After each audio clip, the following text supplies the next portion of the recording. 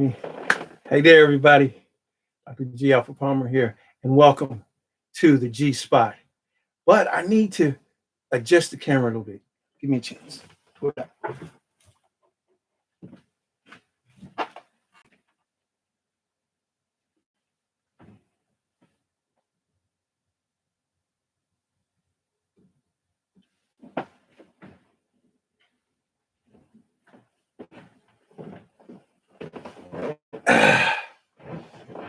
I think that's better.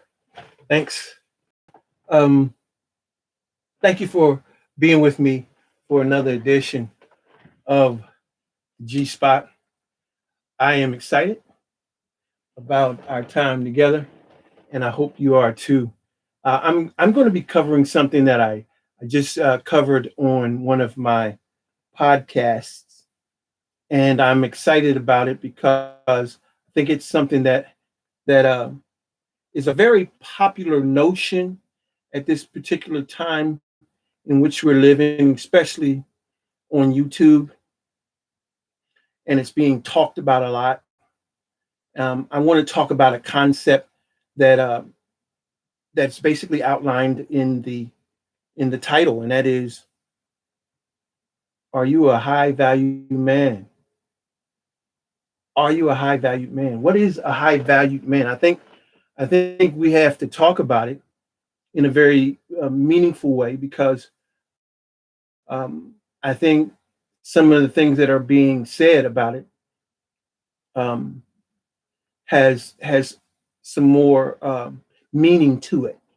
I'm not going to say that anything more than that, other than I just want to share the ideas that I believe Spirit has given me relative to what a high value man is. I think one of the first things to start with is to understand this, that a high valued man, a man is high valued. And when we start the male or boy or species, what we're looking at from a developmental standpoint, physiologically as well, but there's some physiological things that go along with it. But basically, we're looking at an infant, a baby. We're looking at an adolescent, which is a male, and then we're looking at puberty, which is a male, and then we're looking at manhood. Those are some of about five different levels or maturity levels that a species goes through. Now, what happens is we have in the past we have looked at that we have looked at those stages in light of physicality or physical growth or development, physical development. And as a result of that, we have dictated and given titles to some that have not deserved them. Well, I mean, they have physically, but the truth of the matter is, when we're looking at a when we're looking at a the development of the male species, we're really looking at not the physical attributes, but we're looking at the psychological development. I've developed a model that I call the stages of psychological development. I'm doing some things around my on my podcast in those areas, and I would invite you to go on over to Pause on Purpose on Spotify. It's on Spotify and a few other um, stations, but it's called Pause on Purpose. And we're talking about the male species and the developmental processes and some of the markers that go along with that. And then we're going to be talking about the feminine as well. But here's the thing: when we start talking about the idea of uh, what a man is, okay, or what we're talking about is someone who is reached a developmental, psychological, and physiological development that is maximized. He's arrived. But what we've made it is that he has to have some of the things I'm hearing is that you have to make a certain amount of money to be called a high value man. Again, a man is high value, but a man is not dictated by what's the contents of his wallet, but by the content of his character. There's a difference. We are looking at men's wallets, and we're looking at their accounts and dictating that they are men, high value men, based on their wallet. Well, we know that's not true, because there are plenty of people that have a lot of money, but their character is highly questionable.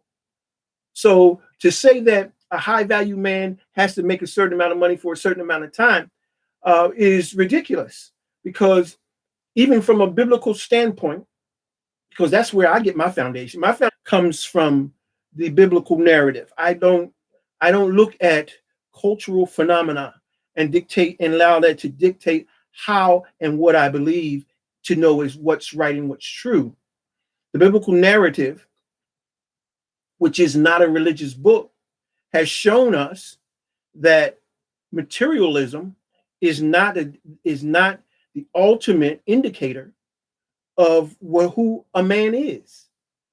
Many men that have made great contributions to humanity were not rich. They did not have a whole lot of material wealth. So they were men, they were high valued men, but they were not materialistic men. They had more than just what we look at today. Now, so a man is high value not by the contents of his wallet or his account, but the content of his character and the virtues that he's reached as far as developmental, psychologically, emotionally, intellectually. We're going to talk about some of the things that I think that are really critical when we're looking at what a high value man is. Now, what I'm on social media is people are moved by six figures, seven figures, and all those kinds of things, because what we're putting our stake in is that money is the ruling factor. It is what is going to determine whether you are high value or not. And we can see how people are lured by that, by how many people really are basically um, participating in the idea that you are a high value man because of the contents of your account.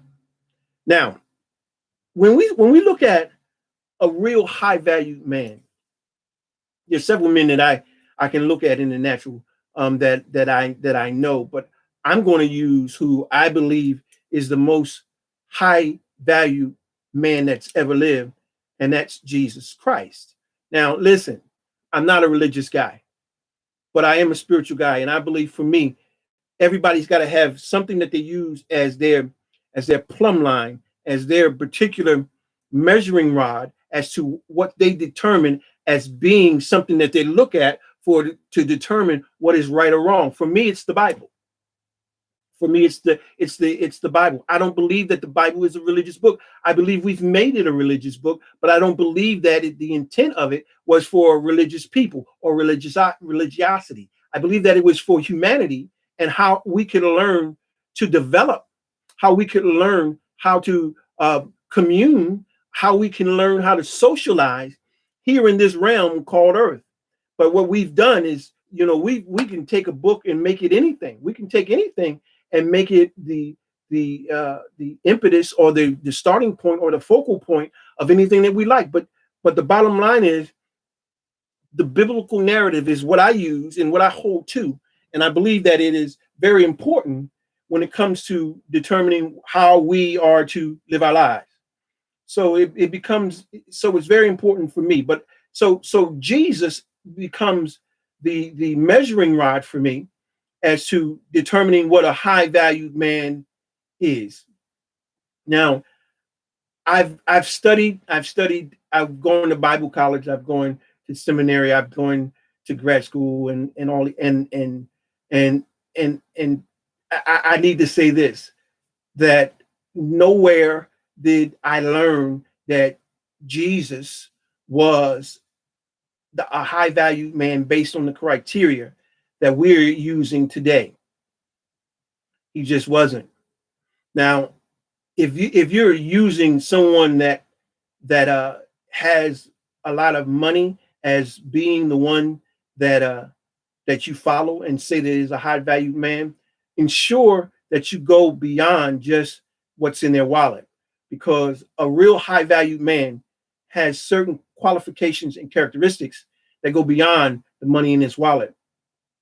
So let's talk a little bit about that. Let's talk a little bit about what are some of the things that a high value man recognizes. One of the things uh, that a high value man recognizes is that he's an egalitarian.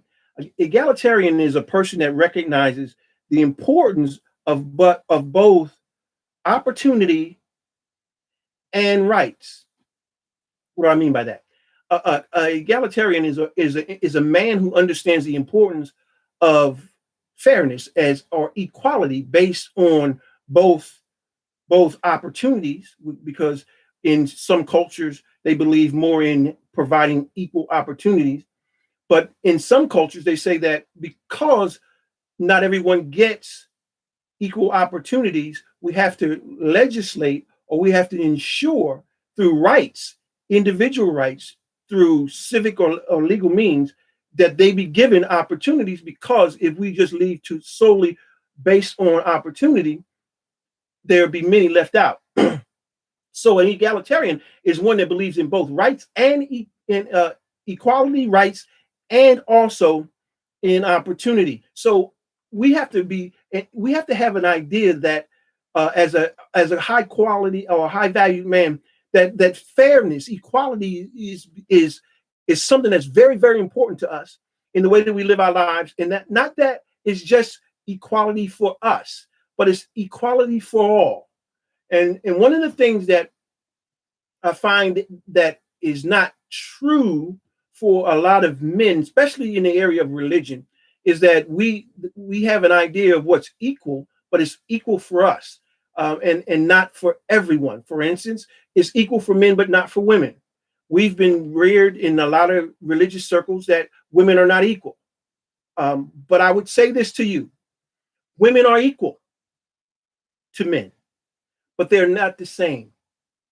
I'll say that again: women are equal, but not the same. Well, you say, well, how can that be? How can that be that they're equal but not the same? Well, it's easy. 2 plus 2 equals 4. But 3 plus 1 equals 4. But those are equal but not the same. Equal but not the same. It's the same way as if we have children. We treat our children equally, but we don't treat them the same. We may have a child that has thick skin, and that you can be very direct with them and very forward with them without them getting all in their feelings about it. But then you also have a child that is very sensitive. So what we have to do is we treat them equally, but we don't treat them the same. We would have to be a little bit softer with the one that is more sensitive. So this whole idea of equality, of this idea of equality, is that we men and women are equal, but not the same. Now, I've been going around circles with some of the people that are on some of my social media platforms, and some of them have been getting upset with me because I've said uh, that that a woman could not survive without a man, but a man could survive without a woman. And the operative word is survive. And what they continually say is that a man can't procreate by himself, but procreation has nothing to do with survival. Surviving means to be able to survive in a hostile environment. To be able to survive in a hostile environment, you don't need children. Matter of fact, children cause problems in a lot of areas, like food, shelter, hiding. There's a was a movie out, I believe it's called The Quiet Place or something like that. And in the movie, the you had to be quiet. You couldn't make noise. If you made noise, then these creatures would come out and attack you. And what happened is that this family had two children, and they one of the children, uh, I mean, the whole environment had pretty much been decimated by these creatures, and so everything had people were dead and missing, and everything was pretty much desolate. But what happened was that they went shopping into a store looking for food, and they found the little boy who was no more than probably 2 or 3 found a toy truck, and it so happened it was a fire engine. And so they were walking. Why they were walking, and the little boy was the last one behind everybody, behind the mother, the father, and the older sister. He was the last one with this engine, with this fire engine, and for somehow, some reason, he tripped the sound, and sure enough, the the creature came in and took the child. Why am I saying that? Well, I'm trying to show that in a hostile environment, children could be a very detrimental um, proposition. So when we talk about survival, surviving in a hostile environment, men are designed. They have a mission and assignment. They have been created, even though they may not have ever functioned in such an atmosphere. They are built. They are designed to survive. They are built to function in hostile environments. Men are. Now understand, there's a difference between a baby, a toddler, an adolescent, a young boy in puberty, and a full-grown man. In puberty, we're talking about a male. Some of what we are designating as being men are not men. They're not men. And I'm going to show you some things that designates what would be identified as a man or a high valued man. And it has nothing to do with money. Because why is that important? Because truth be told, people are living longer. And because people are living longer, what we have to understand is we come to certain stages in our lives that our focus has to change. When we were young, we looking for that very shapely and very attractive woman.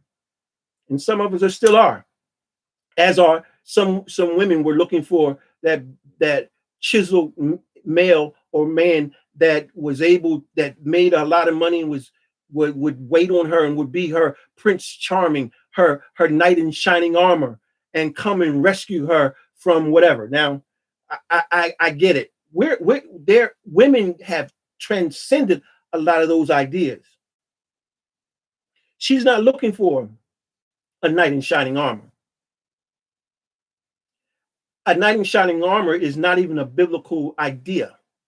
It's a fairy tale idea, and that has been transmitted to our females and our girls and our women over the millennium. And so they're looking for something that doesn't exist.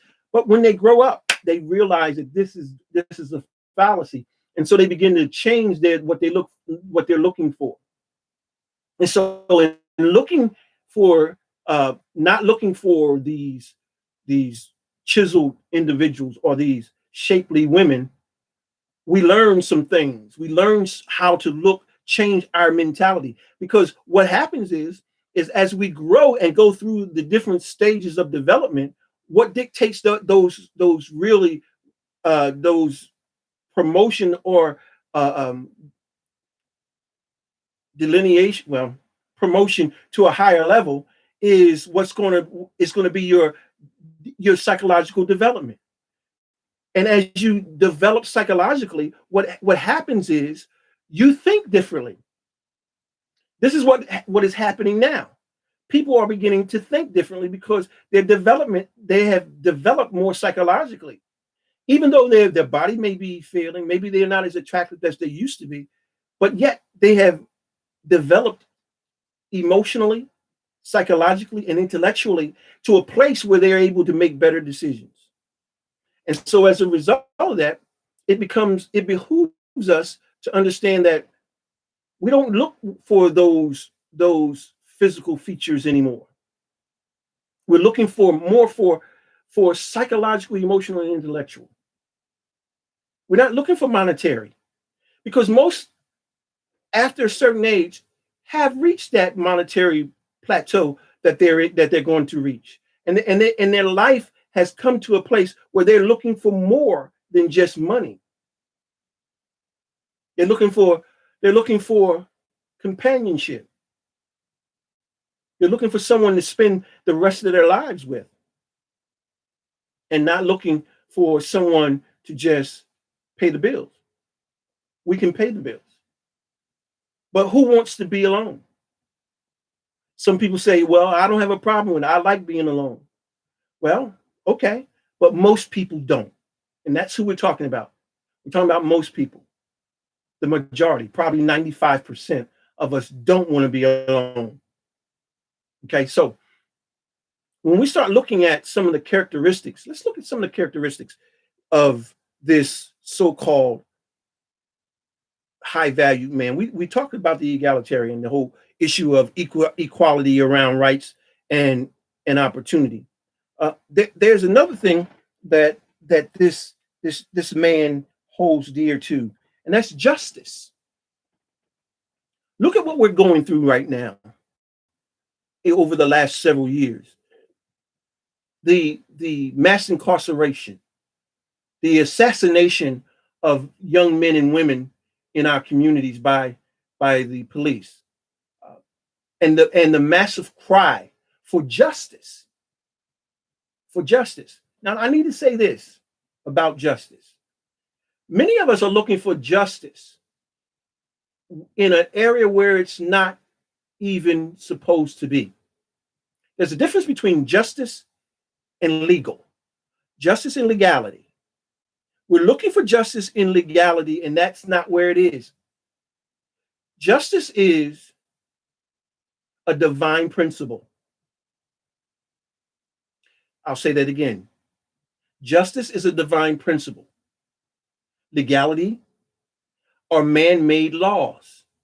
That's why the legal system can be manipulated by whatever means. We talk about she's blind, justice is blind and all. No. Justice is not blind. Never was, never will be. Okay? But the idea here is that we have to understand that justice is not in a legal system. And we've got to stop looking for justice in a legal system because it doesn't reside there. It doesn't reside there. Justice is inextricably connected to this dimension in which we live. And that's where we got to have our faith and our confidence in that justice is built in to the universe in which we live. And because it's built in to the universe in which we live, we can know for surety that justice will be served.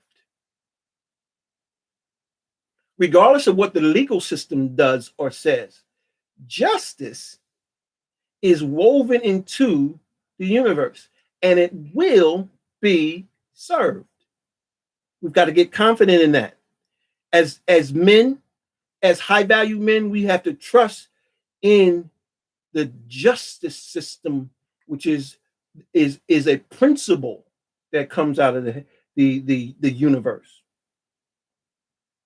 Another thing that is very, very indicative of a high value man is that a high value man has a very, very he's very connected or very and without a shadow of a doubt, he wants to see freedom, not for himself, not just for himself. He wants to see all men, all women, all children free. They have a cry for freedom. They have an innate desire, yearning for freedom. That's a high quality man. A high valued man is one that cries out for freedom, not only for themselves, not only for those that look like them, but all for all those that are in the same station as him. And that goes beyond race, creed, color, or national origin, whatever. Now, another characteristic about the high valued man is that he is emotionally mature. And this goes along with the whole idea that um, a lot of times, let me ask you this. Have you ever saw that guy who was grown and he's maybe whatever age, but he's definitely older than some of the younger people, and yet he still thinks that way? He still wants to be a rapper. He still wants to be a ball player. He's past all that. Huh? You ever seen that? And not only that, but he believes that everything is solved by his fist or by violence. Well, we learned that in adolescence. I mean, we that's an adolescent psychological marker in that we use violence to solve problems. But that's not how we as men do it. We don't do physical violence. Okay. So when we start talking about emotional maturity, we have to learn how to rightly um, understand how to use and how and what is the purpose of emotions, how and what are they supposed how they're supposed to be used. Men, as a general rule, are not emotional creatures. That's not our deal.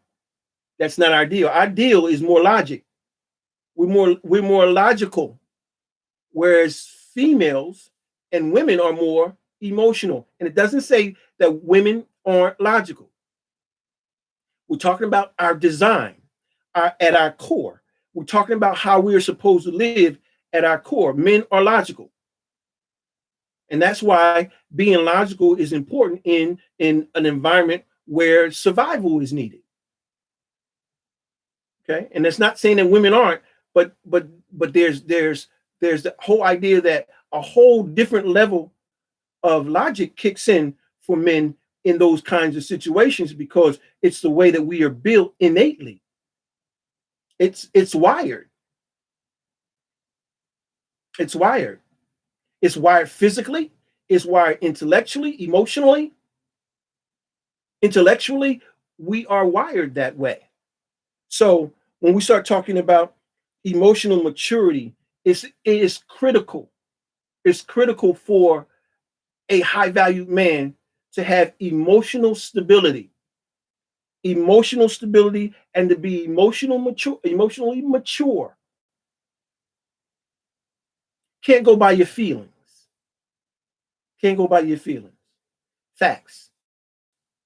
Men operate by facts, scientific evidence, data, statistical analysis, standard deviations. These are the things that men go by because we are not only emotionally mature, but we're intellectually astute. You have to be. A man who is high value has to be he has to be well read. He needs to be studied. If you don't know, learn. The materials out there, guys. Learn. Whatever it is, learn. Increase in your intellectual astuteness, in your prowess of being um intellectual. You need to be able to go beyond where you are. And to do that, we have to seek out information. Okay? It's important. But that's what a high value man does. Another thing is, and it goes right back to the whole idea that uh, men, the high value man, um, has the idea that he has to go out and survive, is the whole idea of him being a hunter. Now, and a high value man knows he has to hunt. whether that's a mate, food, business, home, whatever it is, he has to hunt for it. He's built that way. He's built that way. And as such as men are hunters, women are gatherers. They're gatherers. And because they're gatherers, they operate from a different perspective, a different paradigm than men. Okay. So but as high valued men, we are hunters. Okay. And we again we operate more by logic than we do from our emotions. And it's not that we're not emotional, we just understand how emotions are to be used, and we use them in a way that is going to um, come subservient to logic. We don't let emotions get the best of us, especially in a survival situation. You can't go by emotions. You have to go by the data that the surroundings have supplied for you. And that's the best way we operate. Okay. All right. Now, here's another thing that's ideal in the high valued man. He values wealth, but not materialism. He values wealth, but not materialism. Wealth over materialism, because wealth is not just money. Wealth is health, sound mind, body, intellect. It's all these things, because you can have all the money and have to use all that money that for doctor bills, to go to the psychologist, psychiatrist, to get medicine, all these different things. So the whole idea of the high value man understands that wealth is more than coins. But so many of us are putting more value, especially in this day and time, putting more value in coins. It's a mistake. We've have to high value men do not do that. Males do. Males are very high in materialism, toys, which is a characteristic or a psychological marker, and even a physical marker of us during our pre adolescent stage. Toys. We love toys. Toys have their place, but the idea is that we can't put our hope and our faith in toys. Well, I don't care what those toys are, cars, whatever, jewelry, whatever it is, those things are not what we need to value. Okay. One of the most important things, and I saved it for last for a reason, is to, and it's because it's the most important thing relative to defining a man. This is the most important thing to defining a man, and it is purpose. High value men know their purpose. Now, what is purpose? What is purpose? Well, I'm not even going to get into that because I have a lot of material books and a lot of material that talks about purpose. But I will say this: purpose is the reason for you being born. A high value man knows why he's born and know what he's supposed to be doing with his life, and he's actively doing it. He's actively doing it. So I went a lot longer than I normally do. I try to keep it around 20 minutes, but I've gone a lot longer than that. I'm trying to get used to this whole idea of YouTube streaming. I'm new at this.